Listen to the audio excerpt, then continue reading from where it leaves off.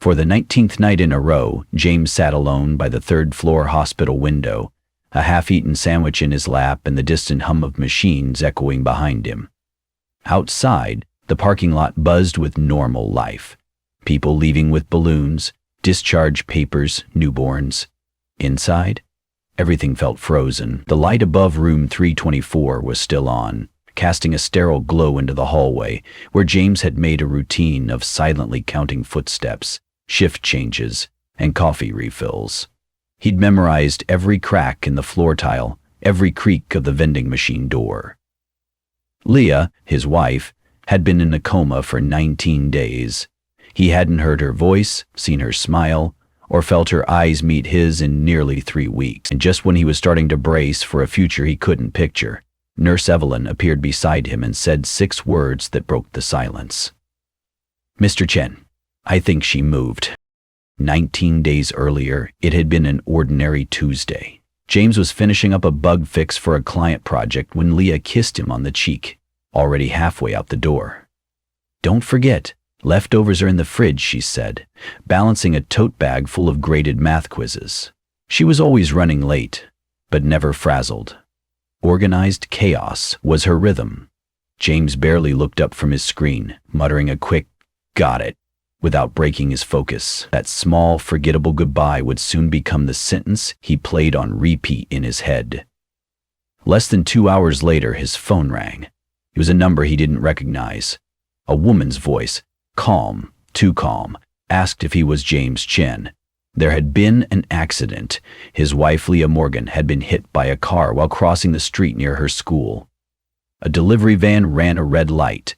She had a head injury. She was unconscious. He needed to come to St. Mary's Hospital immediately. The next few hours unfolded in slow motion. Bright lights, consent forms, doctors using words like intracranial pressure, induced coma, uncertain timeline. James remembered nodding as if he understood, but most of it slipped past like water through fingers. The trauma team had stabilized her, but brain injuries, they warned, were unpredictable. He wasn't allowed into the room until nearly midnight. When he finally saw her, wires, tubes, machines hissing softly, it no longer felt like real life. Leah's face was still hers, but paler, stiller than he'd ever seen it. A nurse explained that they'd placed her in a medically induced coma to reduce swelling and give her brain a chance to recover. There were no guarantees. James called Leah's parents in Boston. Her mother sobbed quietly. Her father's voice was tense, clipped. They said they'd catch the first flight out. James barely slept that night, sitting in the hard chair by her bed, his hand on hers, whispering apologies and nonsense just to fill the silence. Every beep of the monitor made his chest tighten. That was the first night he didn't eat dinner at home. Instead, he grabbed a sandwich from the cafeteria and sat by the window, staring out at the parking lot and wondering if their last conversation would be the last one ever. By the 5th day, James had fallen into a rhythm that both anchored and drained him. Mornings began early with a tepid hospital coffee and updates from the rotating team of neurologists. The updates rarely changed. No major developments. Vitals stable. Swelling decreasing slowly. After that, he'd set up his laptop in the waiting area or beside Leah's bed, answering emails and making progress on work projects that felt increasingly pointless. In the afternoons, he'd sit with Leah, reading aloud from the dog-eared paperback she'd left in her bag, the same one she'd been trying to finish for weeks. She didn't move, didn't flinch, but he kept reading anyway, if only to convince himself that her presence hadn't disappeared entirely. By evening, James would make his way to the cafeteria, always choosing the same window seat overlooking the main lot. He'd pick at whatever sandwich or lukewarm stir-fry the kitchen served that day. The world outside moved with cruel indifference. Parents corralling toddlers, delivery drivers unloading supplies, nurses leaving with backpacks slung over one shoulder.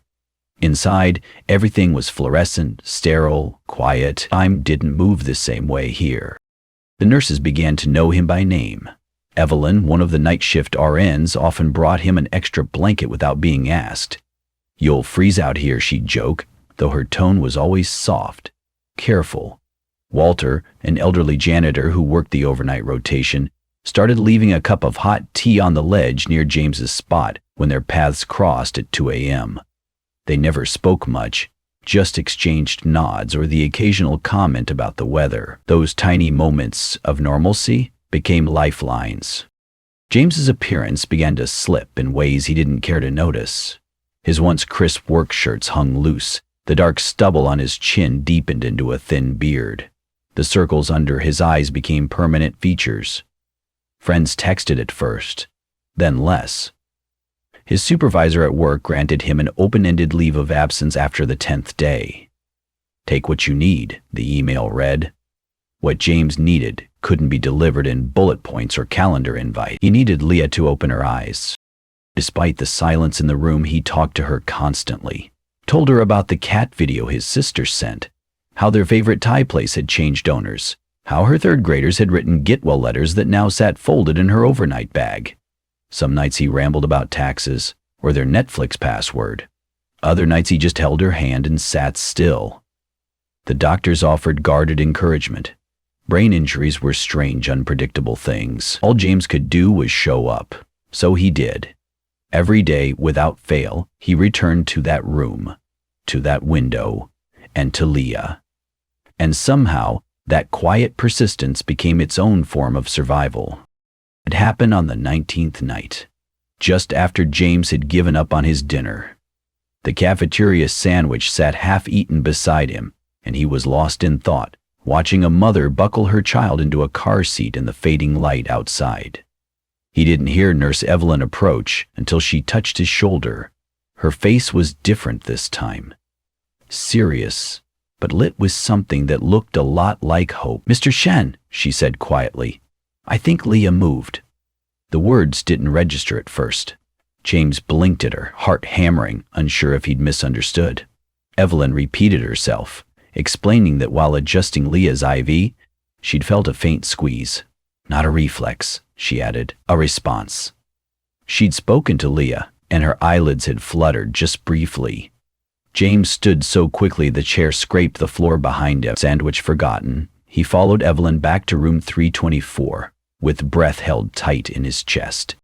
Leah looked the same, still and pale beneath the hum of machines. But James saw it now, the slight twitch of her fingers, the tiniest flicker behind her closed eyes. He knelt by the bed and took her hand gently in his. "Leah, it's me," he said, voice cracking. "If you can hear me, just do it again." Nothing. Only the steady beep of the monitor.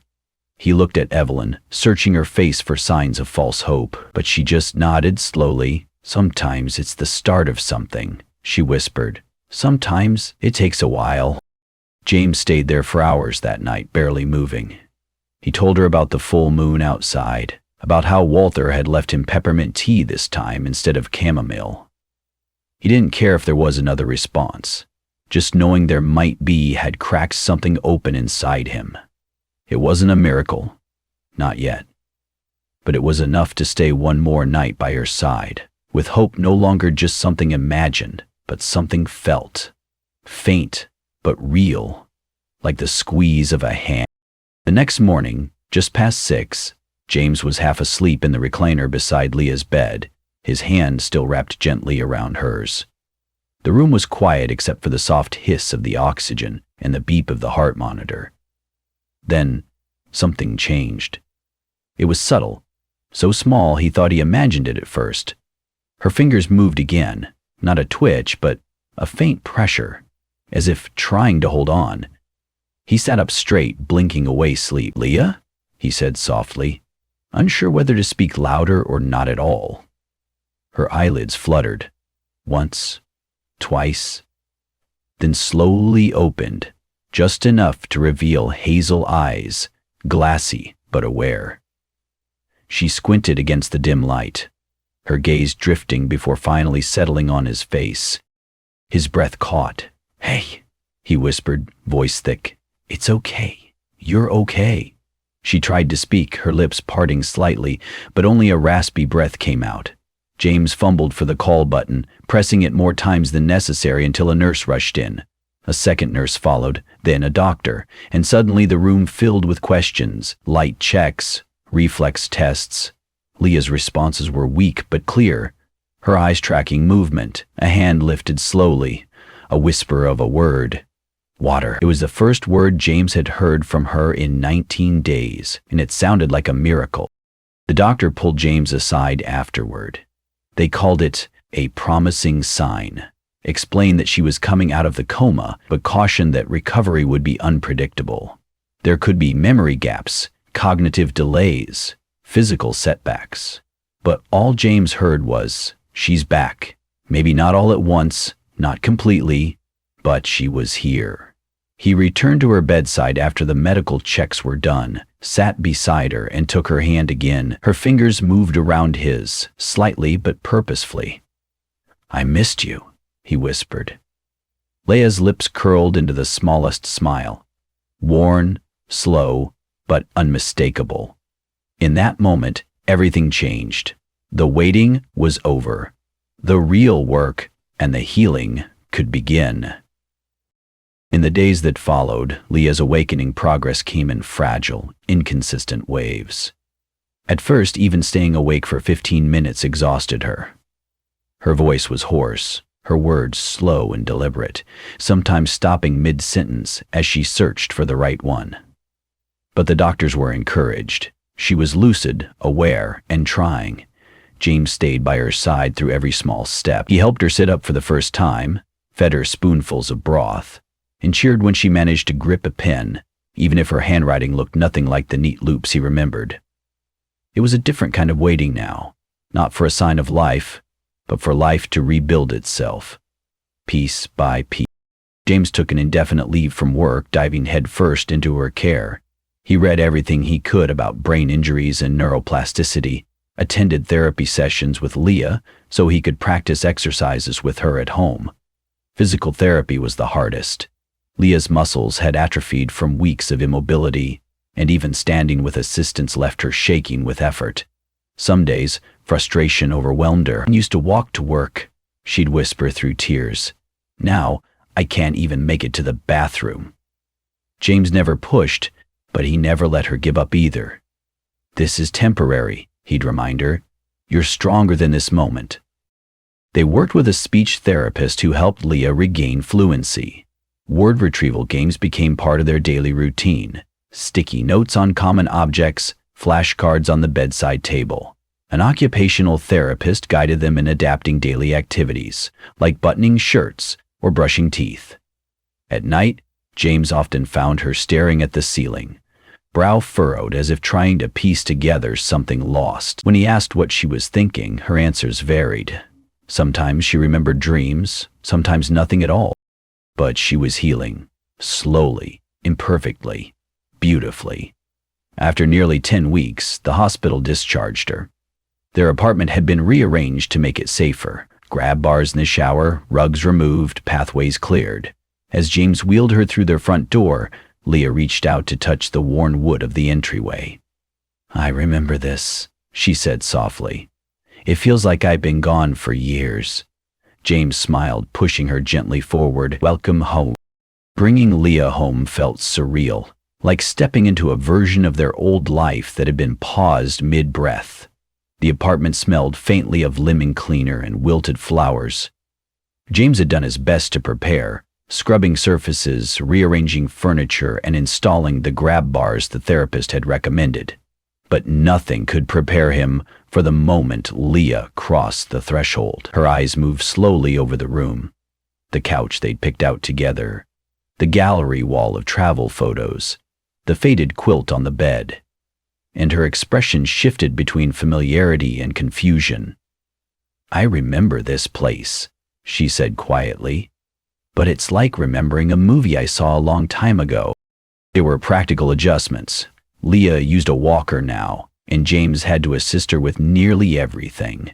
Getting dressed, brushing her hair, preparing meals. But the emotional terrain was more unpredictable. She was easily frustrated, tired quickly, and sometimes struggled to find the right words. On the first night back, she stood in the doorway of their bedroom, staring at the bed they'd shared for years. "It looks the same," she whispered, "but I don't feel the same." James stood behind her, close but not touching, waiting for her to lead. "You don't have to feel the same," he said. "We'll make new memories here." That night, as Leah lay in bed, her breathing slow and uneven with exhaustion, James sat beside her, wide awake, watching the shadows move across the walls. He was home, but nothing felt quite normal yet. Still in the quiet, in the rhythm of her breathing, he heard something he hadn't heard in weeks. Presence. She was here. Not all the way back, not who she was before, but here, and that was enough for now. It was a few days after Leah had returned home when the moment came. Unexpected and quiet, like so many things since the accident. They were sitting at the kitchen table, sharing tea. The house was still, filled with the ambient hum of the fridge and the occasional rustle of leaves outside the window.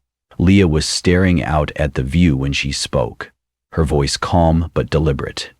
"You used to sit by the window," she said. James froze, his mug halfway to his mouth. "At the hospital," she continued, "I could feel it. The light, the silence. You were always there." James blinked. He had never told her about that. The way he sat in the same cafeteria seat each night, watching the parking lot, eating his dinner in silence. He hadn't told anyone, not even the nurses, how that view became a ritual, a tether to sanity. "How do you know that?" he asked, his voice barely above a whisper. Leah didn't look at him. She kept her eyes on the tree. "I don't know. It wasn't like a dream. More like echoes. I couldn't move or speak, but I knew you were there. Your voice, your hand. Those were the only things that didn't feel far away." James reached across the table and took her hand, suddenly overwhelmed. She looked at him then, truly looked, and smiled. "I wasn't gone, James. I was just finding my way back." 1 year to the day since the accident, their apartment was filled with quiet laughter, warm food, and the people who had held them up when they couldn't stand on their own. Leah's parents had flown in, James's brother brought a homemade cake, and Nurse Evelyn came bearing flowers and a crooked smile. Even Walter, the janitor from the hospital, dropped by with a thermos of his famous peppermint tea. Leah moved through the gathering slowly but confidently, her walker now more of a precaution than a necessity. She still had a slight tremor in her right hand, and sometimes paused mid-sentence to find the word she wanted, but she was undeniably present. Alive, in a way that felt almost impossible a year ago. Later that evening, after the guests had gone and dishes were drying on the counter, James stood beside Leah at their living room window. The same kind of view, the same kind of light. "Funny," she said, looking out, "how different things look depending on which side of the glass you're on." James slipped his arm around her. "Yeah," he said. "And how lucky we are to still be standing here, together." That night, after Leah had fallen asleep, James stayed awake beside her, listening to the soft rhythm of her breathing. The moonlight spilled across the quilt, casting familiar patterns on the floor. He thought about those 19 nights by the hospital window, about the silence, the waiting, and the whispered hope that somehow held him together. Now, her hand was in his again, warm and real. They were different, weathered, slower, more aware of time's fragility, but still together. As he closed his eyes, James promised himself one thing: he'd never treat a goodbye as ordinary again. Not after she came back. This story is a reminder that life can change in an instant, and so can love. In those 19 days of silence, James learned that presence matters more than perfection. That small, steady acts of care, reading aloud, sitting quietly, refusing to give up, can be more powerful than any grand gesture. Leah's recovery wasn't fast or easy, but it revealed something essential: the strength of commitment, the value of hope, and the truth that even when someone seems far away, love can still reach them. We often rush through life missing the meaning in everyday moments: a goodbye at the door, a shared meal, a hand held in silence. This story teaches us not to wait for a crisis to start paying attention, because sometimes the most profound miracles begin with simple choices: to stay, to believe, to speak, even when no one answers. If this story touched your heart, please like, subscribe, and share it with someone who might need a reminder of what it means to keep showing up for the people you love. Your support helps us share more stories about resilience, healing, and the power of human connection. Thank you for being here.